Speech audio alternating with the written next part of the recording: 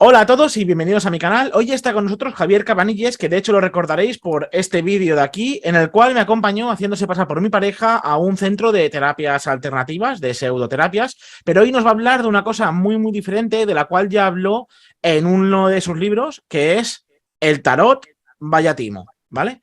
Entonces, Javier, ¿qué tal? ¿Todo por ahí Muy bien? bien, ¿cómo estáis por ahí? Por aquí todo bien y de hecho, bueno, los que estáis viendo esto no lo sabéis, pero esta es la segunda vez que entrevisto a Javier sobre el tarot en 2 días, porque ayer hicimos una prueba y me olvidé de grabar, así que ante todo, disculpas Javier por el error de ayer y Es que el mal ya está hecho, ¿eh? O sea, que no sé si te puedo perdonar. entonces nada, Javier, lo primero, ¿qué es el tarot? Mira, el tarot son unas cartas que se utilizan para, en teoría, adivinar el futuro de las personas. Como baraja, tiene una estructura muy sencilla. Entonces, si cogemos cualquier baraja normal que conozcamos, por ejemplo, la española, pues tiene 4 palos, que son pues bastos, oros, espadas, tal.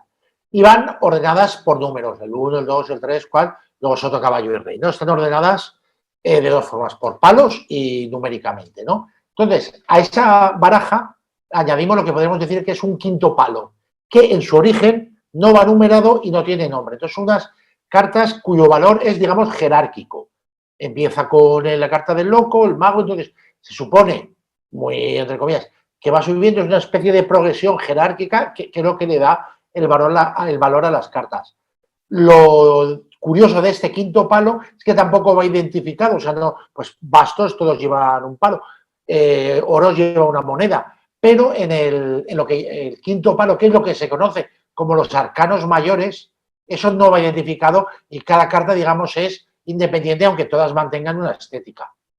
Pero, y eran cartas que se utilizaban, entiendo que esto nació para, o sea, ¿se reutilizó una baraja normal para leer el futuro o no? Sí, ¿Cómo sí. fue? Si nos puedes contar un poquito el origen de esto, bueno, antes de nada, es un timo, ¿no? El tema de tarot, ¿no?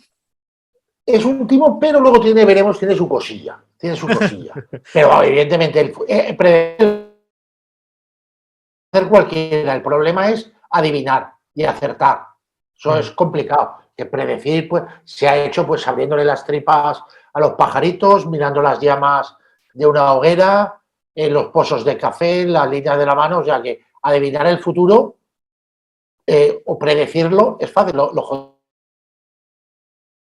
es acertar. Y desde luego con las cartas el porcentaje de acierto es tan bajo, nulo, como en cualquier otro método que utilices. Pues entonces, lo que te preguntaba, ¿son cartas que se utilizaron, o sea, entiendo que eran cartas para jugar o no? ¿Y alguien empezó a Sí, hacer esto? Si nos puedes contar la sí, historia. sí. O sea, en principio, el origen de la cartomancia más que del tarot, o sea, de la adivinación por cartas, es un poco confuso. Se supone que en China probablemente se utilizaban. El problema es que no existía la palabra baraja. Entonces no se sabe qué utilizaban. Igual utilizaban piezas de madera y tal, pero por ejemplo sí se sabe que usaba el I Ching, que el I Ching o el libro de las mutaciones tiene puntos en común, pero vamos, el principio es bastante parecido y el mecanismo es parecido. Pero remontarse a China para explicar el tarot es complicado. La segunda hipótesis es que viene de Egipto. Es falso. O sea, dicen que del templo de Salomón y de los siguientes cuantos, cada uno se inventa su historia para decir que antes de ser cartas de adivinación eran, digamos, unas cartas de sabiduría. Y entonces se dice que esa sabiduría viene de Egipto que la trajeron a Europa, probablemente a través de España, los gitanos, que antes se llamaban egiptianos porque suponían que habían venido de Egipto. Eso ellos todavía se lo creen. No es así. Los gitanos recorren Europa por el sur, pero no por el norte de África, ¿no? Y es muy poco probable que ellos tuvieran acceso a las cartas. Es la primera baraja de la que estamos hablando, de 4 palos, que se conserva, es de 1450 y se llama la baraja de los mamelucos. Y es verdad que se encontró en Egipto, pero no tiene nada que ver con el tarot. Es la primera baraja, pero era un juego. O sea, era pues las cartas que usamos para jugar al burro, al hijo puta y todo eso, pero no tiene nada que ver con lo que conocemos con el tarot. Entonces, las cartas aparecen en Egipto y sobre todo en Italia, que es donde, en España e Italia es donde empieza a dominarse el papel, es donde empiezan a aparecer las cartas, pero son cartas, insistimos, cartas de jugar.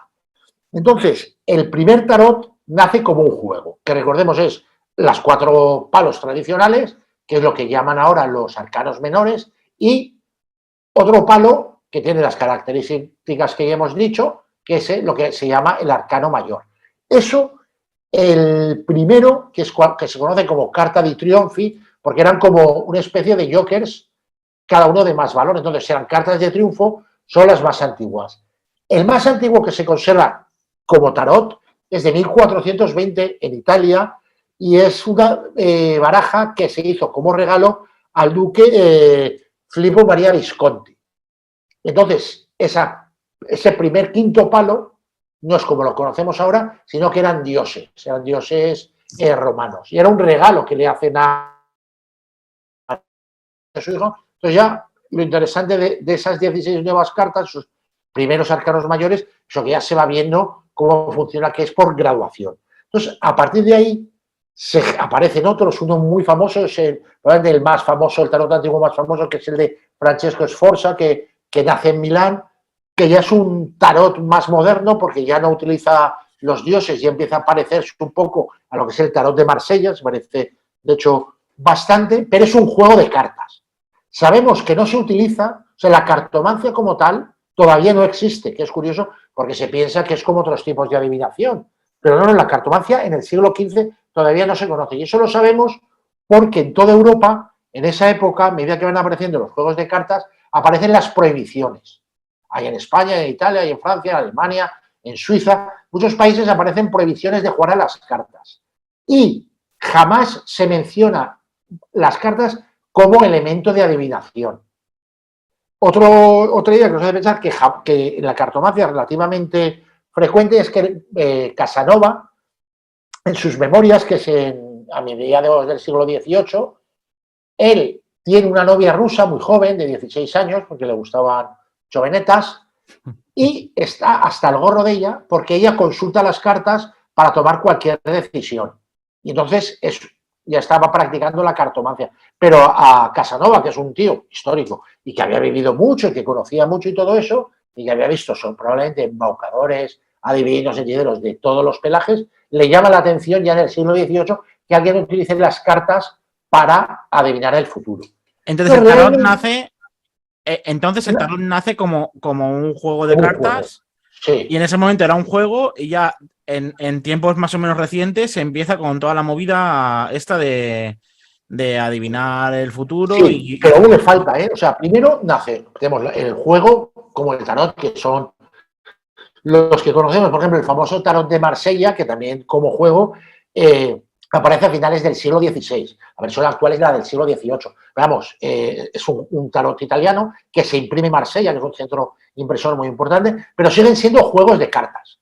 O sea, no, si alguien lo utilizó para la cartomancia fue casos muy concretos. En Francia sí que hay un tarot que se llama el tarot de Grigogner, que se supone que es del siglo XIV finales, pero en realidad esa copia es del siglo XV y se supone que es el primero que se utiliza para adivinación. No se sabe por qué lo dicen.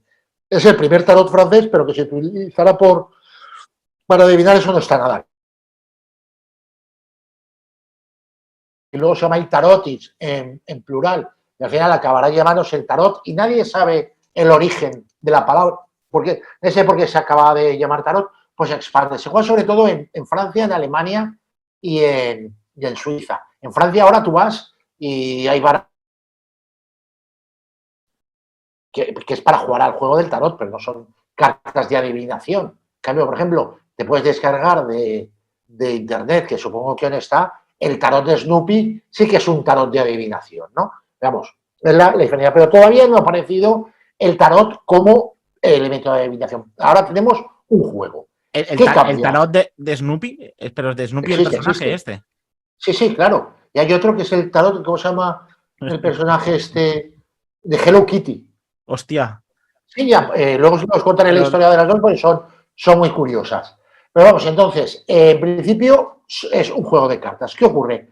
En 1781 hay un tío que se llama Antoine Cour de Gébelin, que es un párroco protestante que vive en Francia, es un intelectual muy reconocido, que trabaja defensor del rey, que se cartea con los enciclopedistas, es un tío que tiene mucho conocimiento y es de los que defiende la idea entonces de que hubo un lugar primigenio donde nacen todas las civilizaciones, todas las culturas, que hay una especie de un buen salvaje, que es a partir de donde sale toda la civilización. Y él edita una revista que se llama Le Monde Primitif, el mundo primitivo. Una carta contando que está en una reunión de uno de los salones donde se fraguó la Revolución Francesa, y entonces ve una gente que está jugando al tarot y él dice que inmediatamente vio esas cartas y las reconoció que tenían origen egipcio. Que ten en cuenta que sería probablemente, porque es el más extendido, tarot de Marsella, que se nota que es italiano, por la ropa, por todo, se nota que es un tarot, no tiene nada de Egipto, pero Egipto estaba muy de moda y él deduce inmediatamente que esas cartas son egipcias. Y encima se aventura el tío a explicar el significado de cada carta. Y ahí nace, digamos, la idea de que el tarot es un libro de conocimiento.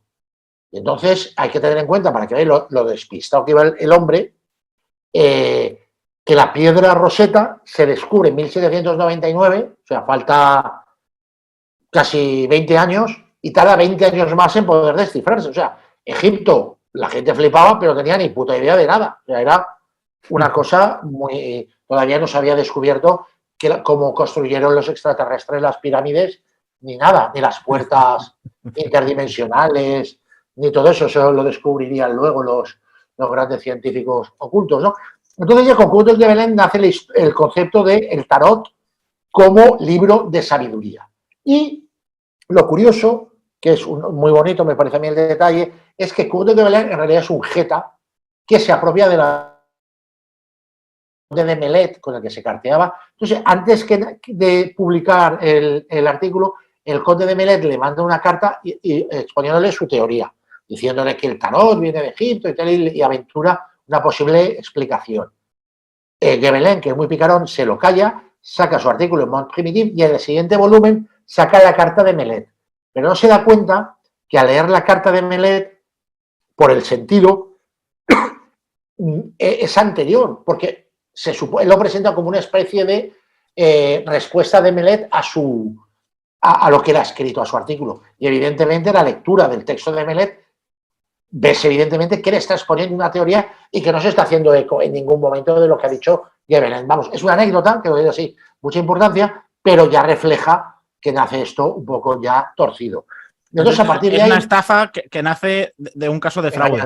Exacto, nace ahí, no podía ser de otro modo, obviamente. Empezó con buen pie, ¿no? El tarot. Empezó con muy bien pie. Entonces, esta idea de que el tarot es un libro de conocimiento se expande, se extiende con el ocultismo, que nace a la misma vez que la ilustración. Es el primo tonto de la ilustración, pero nace a la vez que se está descubriendo el rayo, que está Franklin con los pararrayos, está Messner con el magnetismo animal.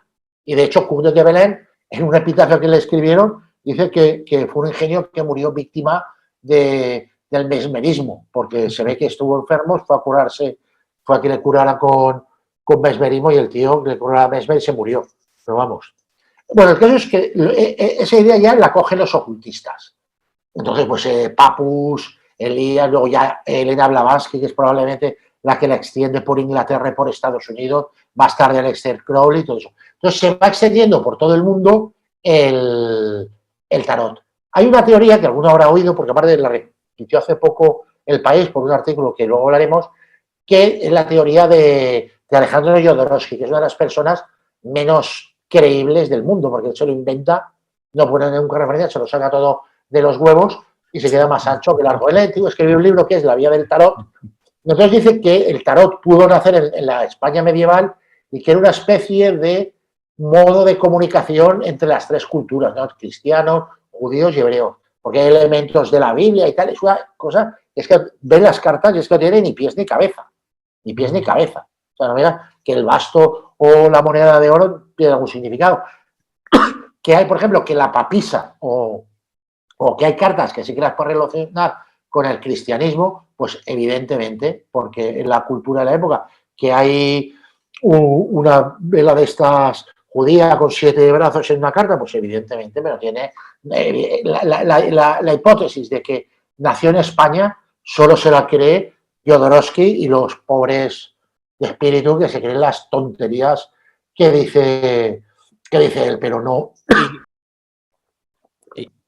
En Egipto se consolidaron cuando dicen que en realidad es una especie de traslación del libro de los muertos, pero eso es absurdo porque el libro de los muertos es una recopilación de textos egipcios que se edita por primera vez en el siglo XIX, ¿no? Y luego también dicen que puede ser el libro de Thoth. También es falso, porque aunque ese día también nace en Alemania, aunque se basa en un papiro que es del 1600, 1500 antes de Cristo, que se llama el papiro Westa, realmente no se traduce hasta mediados del 18, o sea que el tarot se conoce antes que todo esto, por lo tanto es imposible que le influyera, y aparte no tiene nada que ver con Egipto, nunca se ha encontrado ni un tarot de papiro, ni nada que se le parezca, aunque hay muchos tarots ahora que juegan al rollo este del Egipto. Entonces, ahí en ese momento de la Revolución Francesa es cuando nace el tarot como juego, o sea, como libro de conocimiento. Y llega ya, también en sepa un poquito más tarde, cuando interviene Madame de Normand, que es una señora, una pobre chica, pobre, que huérfana, que está viviendo en convento, o sea, sirviendo en casa, tiene una vida de lo más miserable, pero ella empieza a utilizar las cartas para leer el futuro. No está claro que utilizara las cartas y hay un tarot que lleva su nombre que está claro que no es el que utilizó ella. Es uno muy complejo y tal, que a los amantes de los tarot pues le guste mucho. Es curioso porque es distinto a otros, pero vamos, es prácticamente imposible que ella lo utilizara. Pero es la primera que consigue ganar dinero con la cartomancia. Un dato curioso para que veáis la tipeta, que a mí me fascina. Ella escribió 3 volúmenes de su historia con su relación con la mujer de Napoleón, Josefina. Y en realidad no la conoció en su vida, se lo inventó todo. Pero vamos, no se cortó un pijo. Y el libro se vendió bastante. Yo supongo que Josefina fliparía, ¿no? A ver, o si lo leyó. Pero vamos, esa era la cara que tenía la tipa. Y ahí es donde nace realmente la cartomancia y el tarot como un medio se utiliza ahora, ¿no? Que es, digamos, ya estamos el siglo XVIII finales, principios. Javier, una cosa. Para toda la gente que haya llegado hasta aquí, vamos a meter aquí en mitad de la conversación un sorteo, ¿vale? El sorteo de tu libro, vale. El tarot Vallatimo. Entonces yo lo que hago siempre es que a la gente le digo que deje aquí en comentarios una frase, ¿vale? Entonces, en su comentario, ¿no? Cualquier cosa. Entonces, ¿qué frase quieres que tenga tú? La que quieras. O sea, que no sea excesivamente lasciva o soez para que YouTube no me cierre el canal. No. ¿Vale? Vale. Entonces... escucha, esta es internacional. En Madrid hace más frío, pero es más seco. En Madrid hace más frío, pero es más seco. ¿Qué te parece? Me parece genial. Entonces, la gente que deje en su comentario, entre lo que comente, en Madrid hace más frío, pero es más seco, yo le daré un número y participará en el sorteo de el tarot Vallatimo, donde nos contarás esas cosas y muchas más cosas, supongo, ¿no? Hombre, es un libro muy completo. Yo me lo he leído, está muy bien. Entonces, es como César Vidal, que se los escriben y no los lee. Yo me los leí. Pues, y lo escribí. Entonces llegamos a la señora esta que no conocía a María Antonieta, pero se jactó ahí en sus memorias de esto. ¿Y cómo llega hasta nuestros días? ¿Cómo llegamos a Peña como Rafael? Bueno, y ahí ya se expande pues, de manera, digamos, normal, por ejemplo, sobre todo a partir del ocultismo, que en el siglo XIX está muy extendido en los siglos, por ejemplo, con la teosofía, que es un movimiento formado por Elena Blavatsky que tiene muchísima importancia. Por ejemplo, en la Golden Dawn, de hecho, el tarot más famoso y el más bonito es el Rider White, que ahora se llama el Rider Coleman, porque en realidad Arthur White lo financió, tuvo la idea, pero la que lo dibujó fue Pamela Coleman, que es una libertina de la época, que tiene una biografía fantástica, porque se pasaba todo por la entrepierna, le daba igual 7 que 9, fue un artista total, no solo por lo que hizo, y el tarot es el mejor de todos porque es el que más se utiliza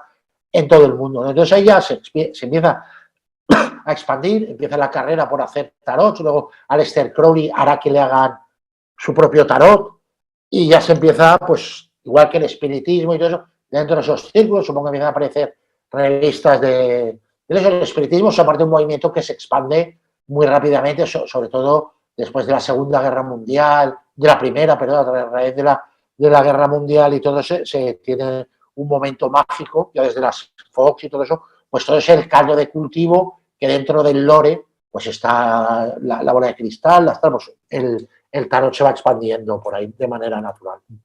Y así llegamos hasta los jetas de hoy en día. Efectivamente. Y así, oye, pues es una historia curiosa, ¿no? Todo el tema del tarot, más allá de que sea un timo y todo Sí, esto. sí, es curiosa y de hecho tiene cosas medianamente interesantes, ¿no? Porque, claro, al hacer los tarots, el 99% es una auténtica mierda pinchar un palo.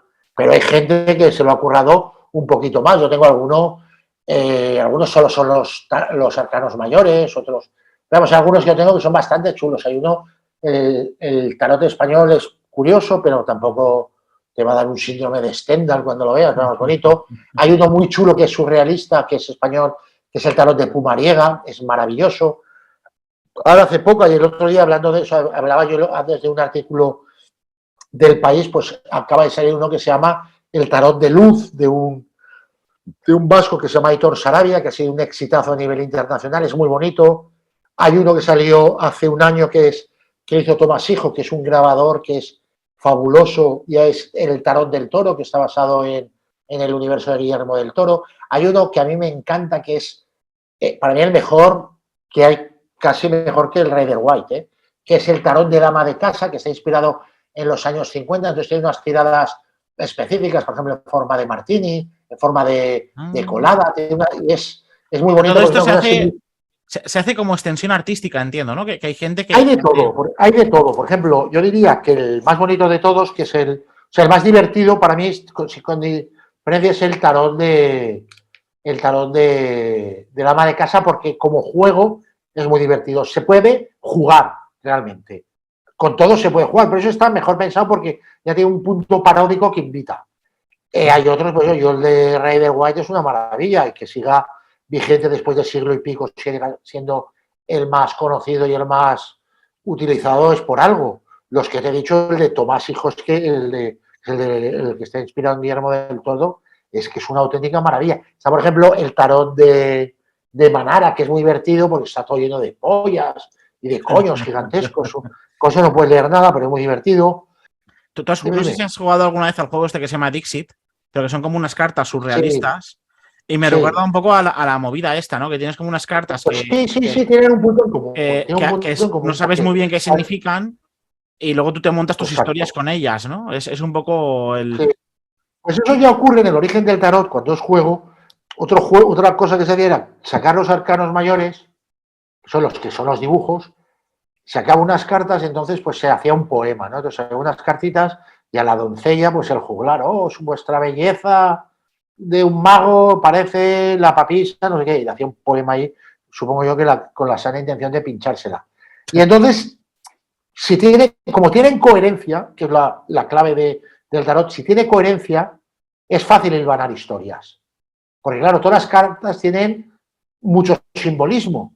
Entonces es fácil leer las cartas. Por ejemplo, yo veo mucho más fácil leer un tarot que los pozos del café, que no dejan de ser manchurrones. Entonces, leer las cartas del tarot, si está bien hecho, es muy interesante. Por ejemplo, el tarot de Snoopy, que hablábamos antes, se lo hizo un chaval en su casa, lo subió a internet, se pusieron en contacto los abogados de Schultz, le dijeron que lo retirara y tal, y por ahí anda pululando y no sé dónde estará, pero seguro que si lo busca lo encuentra. Luego salió el tarot, y el tarot de Snoopy, si has leído Snoopy, Peanuts, tiene un montón de simbología. Es muy divertido porque alude mucho a los personajes y tal. Entonces, pues claro, si te sale un Linux con la mantita y tal, la mantita esa de seguridad, pues ya, coño, ya tienes un elemento ahí para jugar, ¿no? Tiene muchas cosas que es muy fácil de leer, es muy bonito. Luego está el tarot de, ¿cómo se llama esta? De Hello Kitty, que es más caspa, es divertido porque es de Hello Kitty y tal. El creador, que no me acuerdo cómo se llama, deja que la gente se lo descargue y que lo utilice, pero no se puede vender, no se puede comercializar. O sea que técnicamente el único tarot prohibido que hay en el mundo es el de Snoopy. Es curioso. Es verdad, pero es curioso, ¿no? Entonces hay tarots por ahí, pues el tarot de los zombies, que tiene gracia. Hay algunos, hay uno de Satán que no está mal. Hay algunos que si le das coherencia interna, están muy bien dibujados y puede ser muy, muy, muy Entonces son bonito. cartas con figuras alegóricas de cosas para montar historias, Claro, básicamente, ¿no? claro. Y luego Y eso se eso es lo que utiliza hace fácil por leer. parte de los hectas para hacerte creer que te pueden ver el futuro a través de ellas. Claro, claro, porque es muy fácil verse reconocido. Y sobre todo, lo importante del que usan las cartas de tarot para adivinar es que el truco no es adivinar nada. El truco es hacer creer que adivinas. Y la gente te dice, hombre, eso es evidente. Digo, pues, si tan evidente es haber escrito todo el libro, espabilado. Que sois todos muy listos. Pues no es tan evidente. O sea, tardas en darte cuenta y una vez lo pillas, pues es curioso. Entonces, lo que hace el adivino normalmente es hacer creer que adivina. Y entonces ya te da un poder sobre la otra persona que es que no te lo imaginas. Porque yo he tirado muchas veces las cartas y tal. Yo tenía una amiga que es psicóloga, conocida incluso a nivel nacional, en su gremio es muy conocida. Tiene varios libros que se emplean en universidades y tal, es especialista en un campo muy concreto y tal.